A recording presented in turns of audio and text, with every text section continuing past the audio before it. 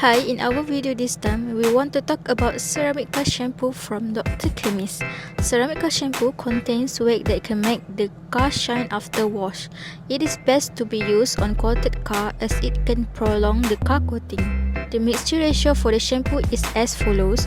For snow foam sprayer and pail, mix 1 shampoo to 20 water. For example, 50 ml shampoo to 1 liter water. For the snow tank compressor, the ratio is 1 shampoo to 150 water. Let's see how to use it. First step, fill the bottle with water and shampoo according to the ratio. Second step, close the bottle with the spray head and shake the bottle to mix well. Third step, pump the spray head until it's hard to be pumped. Fourth step, spray the shampoo mixture on the vehicle surface. Fifth step, use sponge to even out the shampoo and scrub the tough dirt. Sixth step, rinse with water until clean. And that's all you need to do. It's easy, right?